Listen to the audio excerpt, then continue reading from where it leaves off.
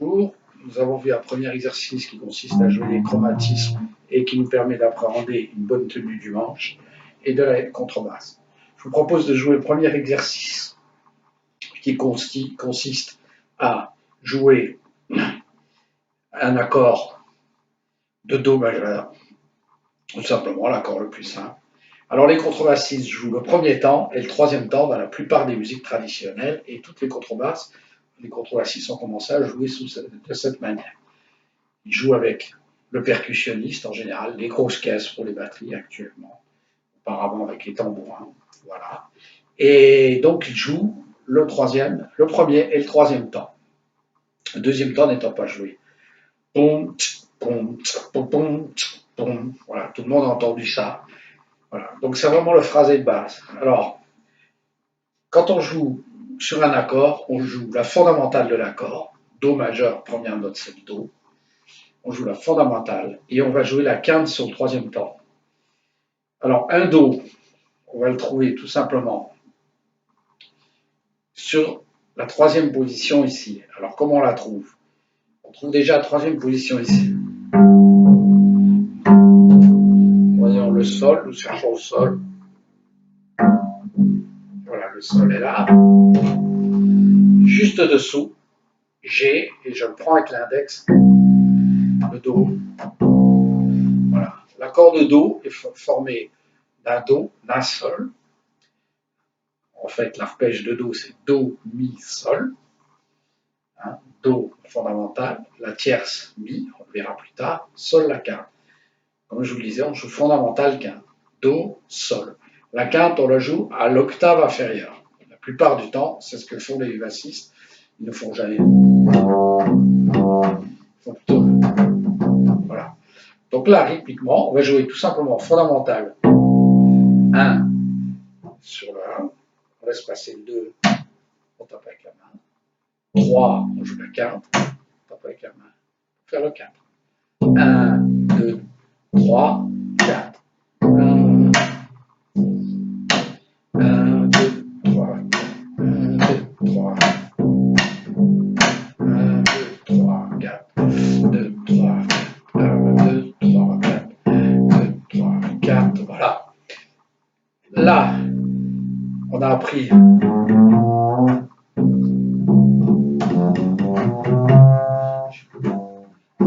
on se rendra compte que la position 2 cordes plus bas et 2 doigts plus haut, 1, 2, et 2 cordes plus bas correspond à l'octave. C'est-à-dire que le Do qui est ici correspond à ça.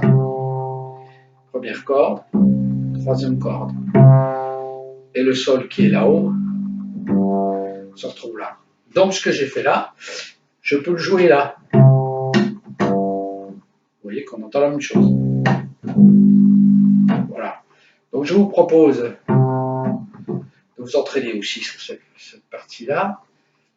1, 2, 3, 4. Fondamental 2, 3, 4. 1, 2, 3, 4. 1, 2, 3, 4. Fondamental 4. Fondamental 2, 15, 4. Alors faites-le doucement pour être très régulier. Quand vous avez l'habitude, pensez des lots de mesures pour enchaîner les deux formules. 2 mesures graves, 2 mesures aiguës. 1, 2, 3, 4. 1, 2, 3, 4. 2, 3, 4.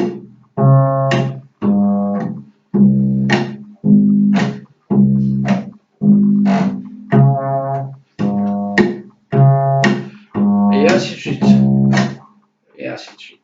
Voilà. Donc je vous propose, pour terminer sur cet exercice, de travailler une liaison, une première liaison. Le principe du bassiste, c'est de jouer la fondamentale et la tierce, hein, sur le premier temps la fondamentale et la tierce sur le troisième temps, et vous verrez que la plupart du temps, les phrases musicales se terminent sur le premier temps de la dernière mesure ou de l'avant-dernière mesure. Voilà, à peu près cette ambiance-là que se déroule la plupart des morceaux. Donc ce qui fait qu'à la fin de ces phrases, souvent c'est à la fin d'une phrase, à la fin d'un couplet, à la fin d'un refrain, il y a un moment où les accompagnateurs jouent seuls avant, voilà, avant que se réinitialise le chant qui suit, souvent dans la crouse, c'est-à-dire ada, da, da, avec une ou deux notes avant de rentrer sur le premier temps. Mais juste derrière ce premier temps, nous avons la possibilité, nous, de nourrir cet espace qui n'est comblé que par un simple accompagnement. Donc, moi, je vous propose de voir déjà une première boucle d'enchaînement. C'est tout simplement, au lieu de jouer le 4, de ne pas jouer le 4, de la deuxième mesure, y mettre une note, tout simplement, le Ré, qui correspond à la quinte de Sol. C'est-à-dire que là, on aura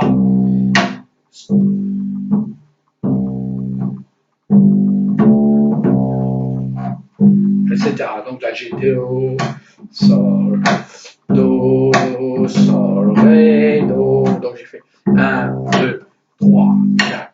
1, 2, 3, 4. 1, 2, 3, 4. 1, 2, 3, 4. 1, OK. Alors, pourquoi le Ré? Ben, tout simplement, j'ai un accord de Do, encore Do, Sol, l'accord de Sol. J'ai Do sur 2 temps, 4 temps, pardon, première mesure, Do sur 2 temps, deuxième mesure, et l'accord de Sol sur 3 et 4. Voilà, on verra que très fréquemment, chaque accord est précédé très très fréquemment de l'accord monté sur sa quinte. Si j'ai un Ré, j'ai un La. Si j'ai un Mi, je vais avoir un Si. Les quintes sont juste au-dessus. Hein. Voilà. Voilà. Ou alors elles sont dessous plus de. Hein. Voilà. Donc le principe, c'est de jouer Do, Do, et le Sol qui, hop, va jouer juste le dernier temps pour simuler une relance. Hein. On le recommence pour bien l'entendre. 2, 3, 4.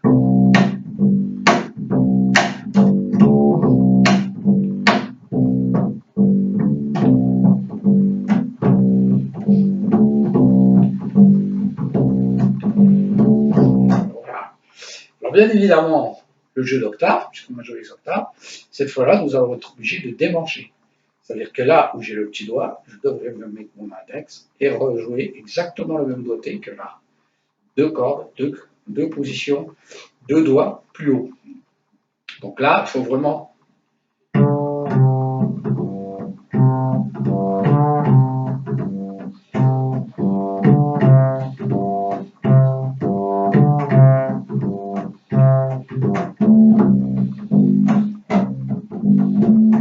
Voilà, vous avez vu que pour lier la partie aiguë à la partie grave, le quatrième temps, au lieu d'aller jouer mon Ré ici et retomber là, je le joue ici, tout simplement pour qu'on ait une liaison plus logique. On va revoir Ré, Do dans le même plan harmonique. Voilà, ben, je vous souhaite bon courage et à la suite sur d'autres vidéos. Merci, au revoir.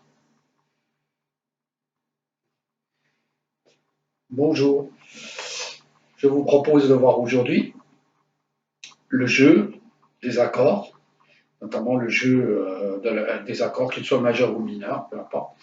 Le jeu des accords fondamental et quinte, puisque la plupart des accords, quasiment tous, sont constitués au moins d'une quinte juste et d'une fondamentale. Alors, on verra plus tard c'est la qualité majeure, mineure, etc. Pour le moment, nous allons voir fondamental quinte, puisque c'est comme ça que jouaient la plupart des bassistes au début. Ils ne s'encombraient pas des qualités des accords, ils jouaient ce qu'on appelle les notes charpentières de l'accord, celles qui structurent, qui donnent la hauteur du son, vraiment la fondamentale et la quinte. Elles sont jouées sur le premier et le troisième temps. Hein, vous avez tous entendu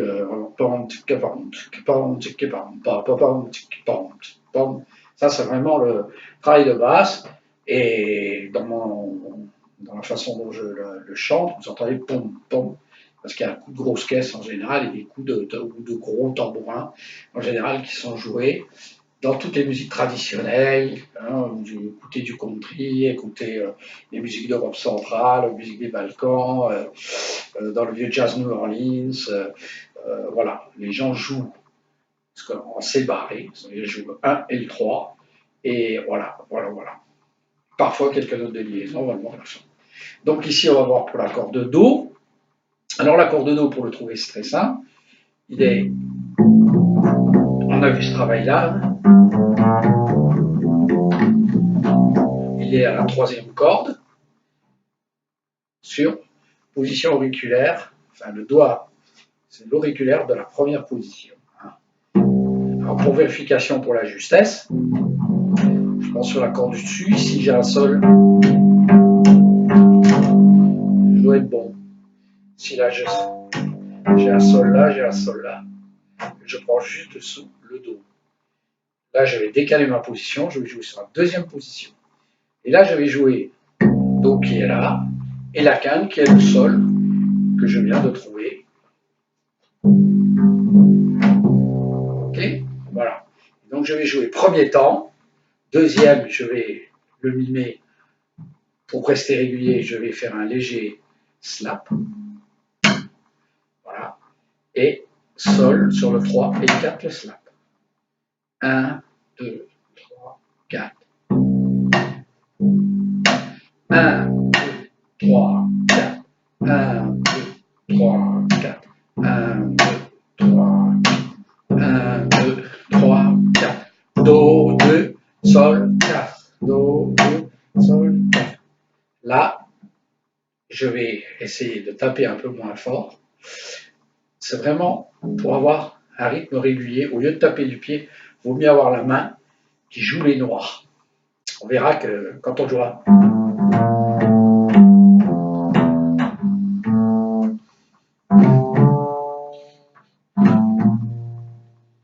Vous voyez, j'ai toujours l'accent. J'ai le tempo qui passe dans la main. Voilà. Ça évite de taper du pied, d'être perturbé par les mouvements du corps, et d'avoir vraiment le haut du corps qui joue et d'avoir le rythme qui inclut. La main droite, c'est la main du rythme. La main gauche, c'est celle de la note. Dans une portée, vous avez la hauteur de la note, c'est la main gauche. Dans le sens linéaire, vous avez les valeurs, le temps, c'est la main droite. Je reprends. 1, 2, 3.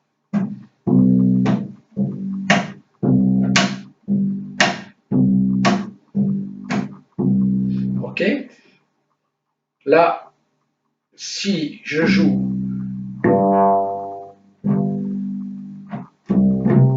chacune de mes deux notes en montant,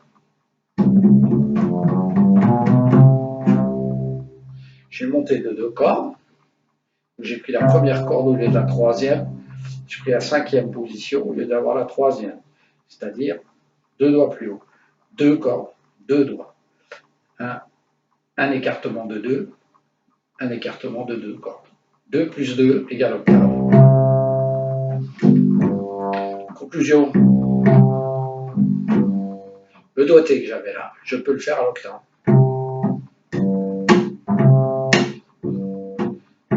2, 3, 4. 2, 3, 4. 2, 3, 4. 2, 3, 4. 2, 3, 4. 1, 2, 3, 4. Ok? Voilà. Maintenant, je vous propose de le travailler. Je l'ai fait très vite pour que vous voyez la formule. 2 mesures graves, 2 mesures aiguës. 1, 2, 4.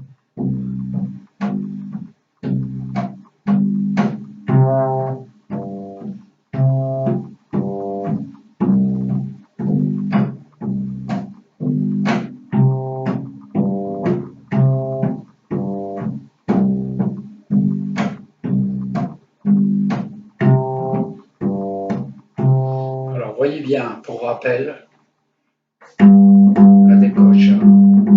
C'est pas comme ça. C'est vraiment la main comme ça. La corde est quasiment prise le plus possible le long de l'index.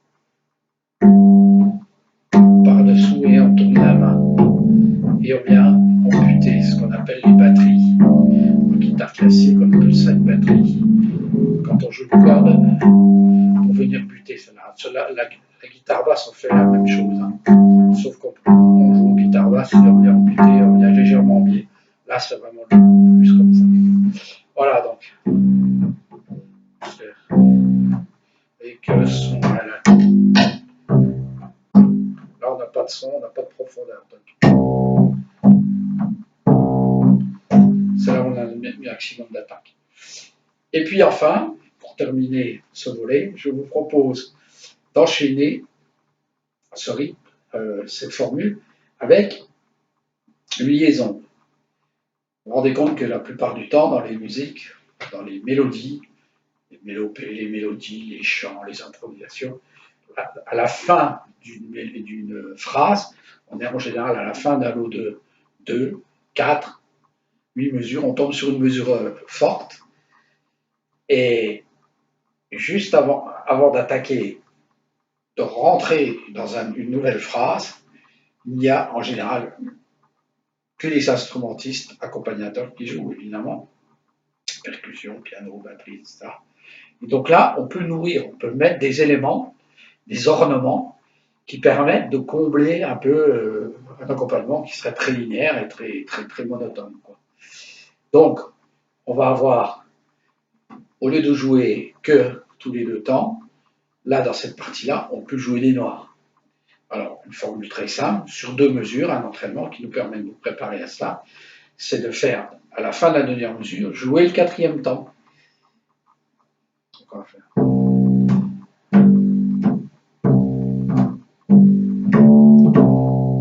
Ok? Donc, c'est 1, 2, 3, 4. 1, 2, 3. Deuxième mesure. Ré, Do, 2, 3. Do, Sol, Ré, Do, 2, 3. 1, 2, 3, 4, 1, 2, 3. Ok? Alors, en fait, je joue Do majeur sur la première mesure. Deuxième mesure, toujours Do sur 2 temps. Et les 2 temps qui passent, c'est Sol.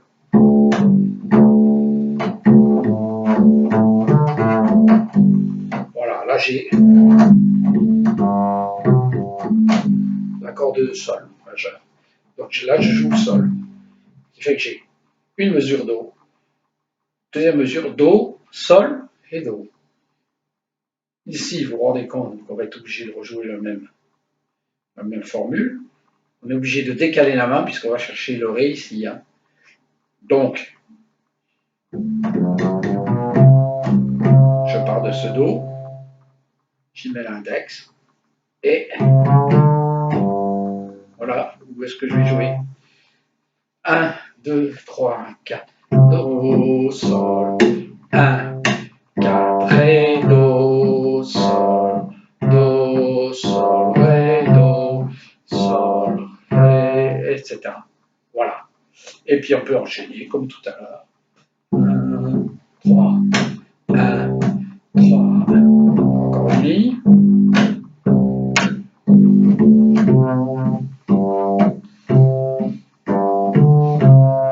Encore une fois. Vous avez vu que là, je résous avec ça, c'est plus pratique que d'aller faire. Voilà. Ben, je vous souhaite bon courage et sur cette ligne de Do qui va vous préparer à faire plein de choses ultérieurement. Bon courage.